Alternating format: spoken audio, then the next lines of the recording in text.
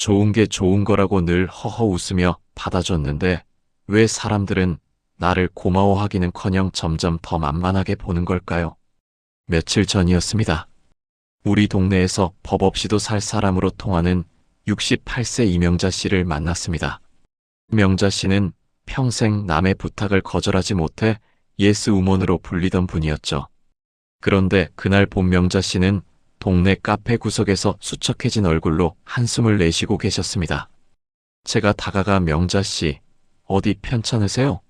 라고 묻자 명자 씨는 가슴을 퍽퍽 치며 피눈물 나는 이야기를 털어놓았습니다.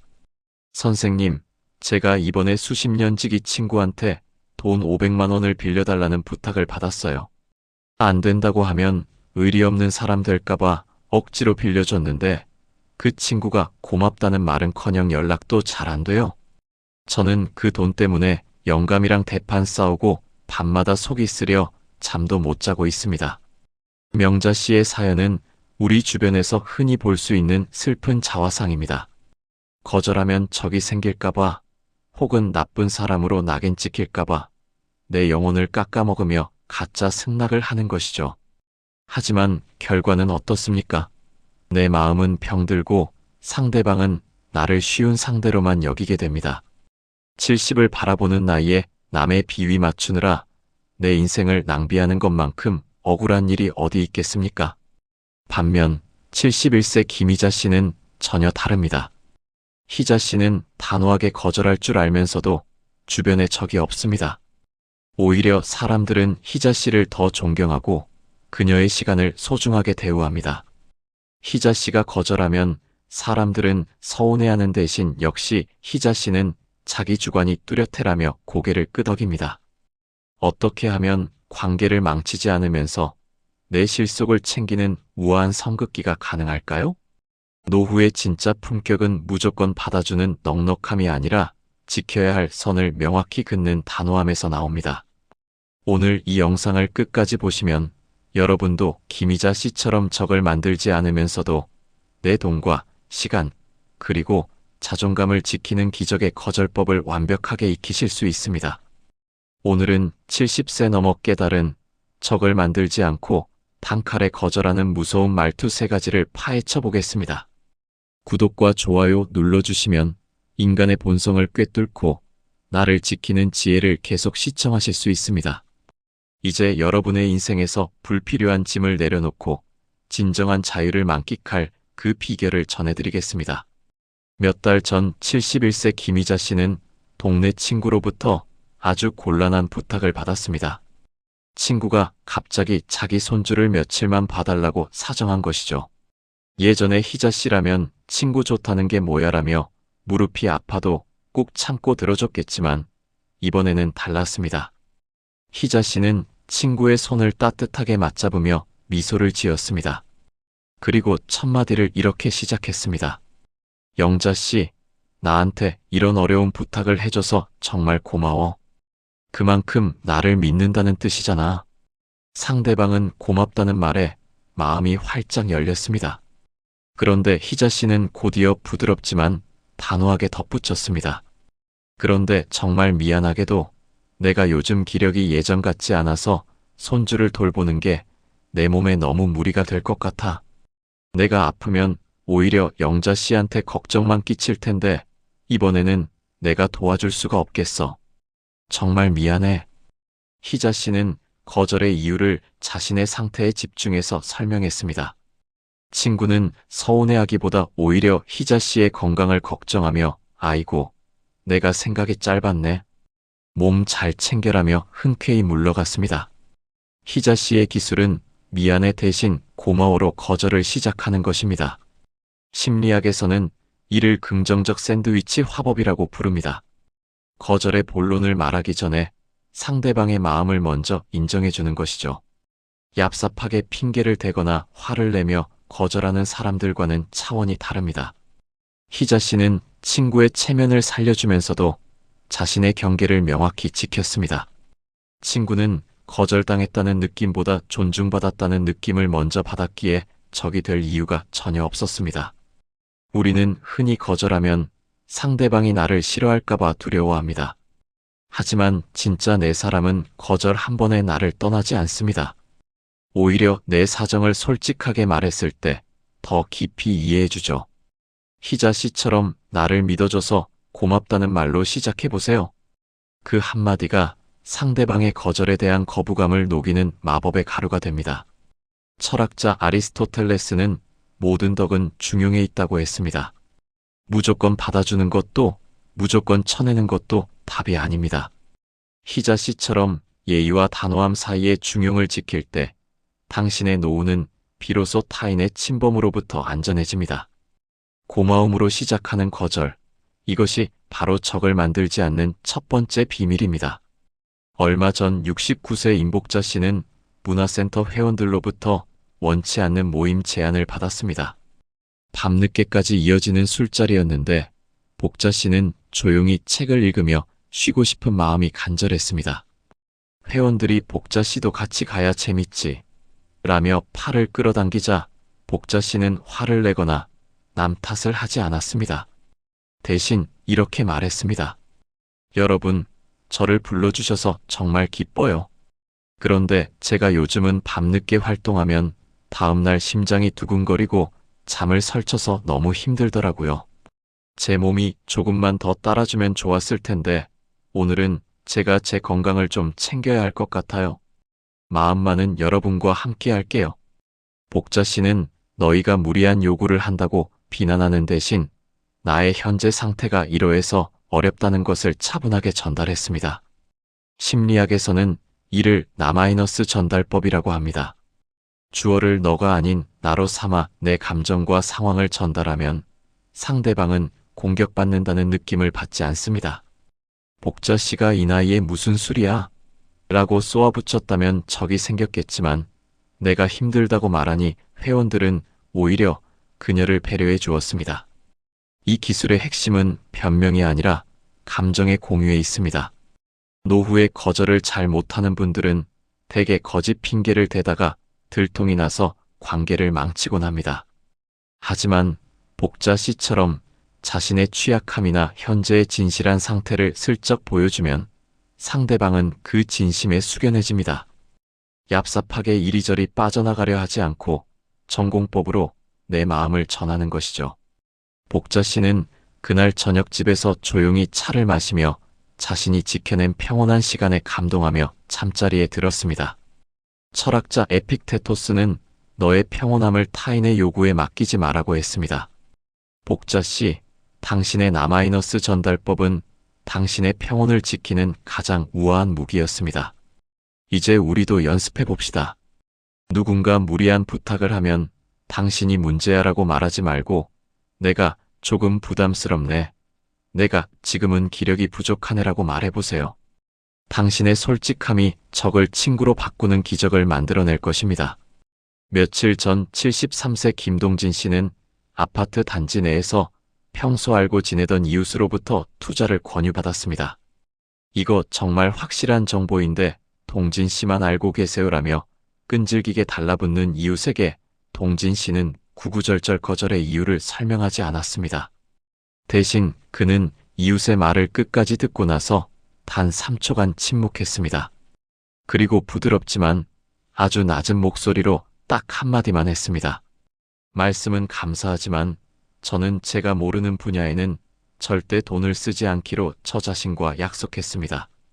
제 원칙이라 바꾸기가 어렵겠네요. 이웃이 다시 한번 설득하려 들었지만 동진 씨는 미소 띈 얼굴로 더 이상의 대꾸 없이 그를 바라봤습니다. 그 짧은 침묵과 명확한 원칙 앞에 상대방은 더 이상 비집고 들어갈 틈을 찾지 못하고 물러갔습니다. 동진 씨는 변명을 늘어놓는 대신 자신만의 원칙이라는 마침표를 찍었습니다. 얍삽한 사람들은 상대방이 변명을 하면 그 변명을 파고들어 설득하려 합니다. 하지만 동진 씨처럼 원칙을 내세우면 더 이상 할 말이 없어집니다. 심리학에서는 이를 단호한 침묵의 힘이라고 합니다. 말을 많이 할수록 거절의 농도는 흐려집니다. 돈이 없어서 집사람이 반대해서 같은 이유는 상대에게 공략 지점을 제공할 뿐입니다. 하지만 내 원칙이다라는 말은 인격의 무게감을 느끼게 하죠. 동진 씨는 그날 이후 그 이웃으로부터 더 이상의 귀찮은 제안을 받지 않게 되었습니다. 오히려 그 이웃은 동진 씨를 함부로 흔들 수 없는 묵직한 어른으로 예우하기 시작했습니다. 철학자 피타고라스는 침묵하거나 침묵보다 나은 말을 하라고 했습니다. 동진 씨, 당신의 짧은 거절과 침묵은 수천 마디의 말보다 강력했습니다. 이제 우리도 거절할 때 구구절절 설명하는 습관을 버립시다. 안 됩니다. 뒤에 긴 꼬리표를 달지 마세요. 당신의 단호한 마침표가 당신의 노후를 얍삽한 사기꾼과 무례한 부탁으로부터 지켜줄 성벽이 될 것입니다. 최근 66세 강순자 씨는 결혼한 딸로부터 매주 주말마다 손주를 맡아달라는 부탁을 받고 고민에 빠졌습니다. 딸은 엄마밖에 믿을 사람이 없어라며 애원했지만 순자 씨는 이미 주말마다 남편과 산책하고 취미 생활을 즐기는 평화로운 일상을 만끽하고 있었거든요. 순자 씨는 딸에게 상처를 주지 않으면서도 자신의 자유를 지키기로 결심했습니다. 그녀는 딸을 불러 맛있는 점심을 사주며 말했습니다.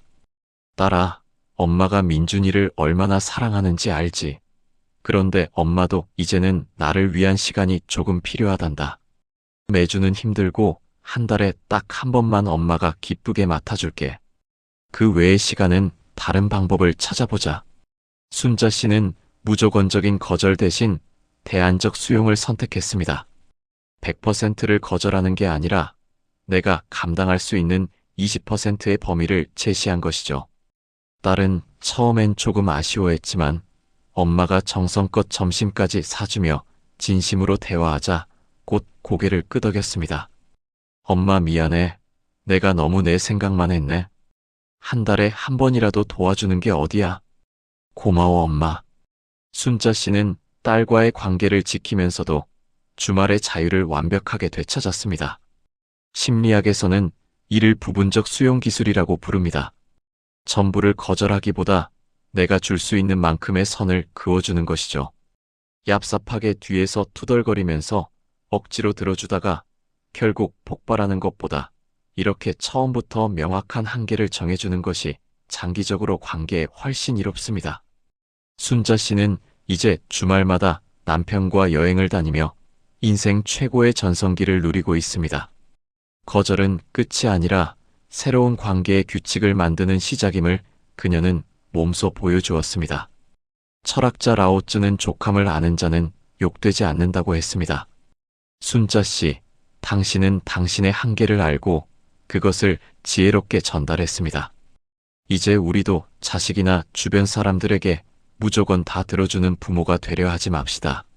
내가 행복해야 자식도 행복한 법입니다. 내가 줄 수 있는 만큼의 선을 긋고 대안을 제시해 보세요.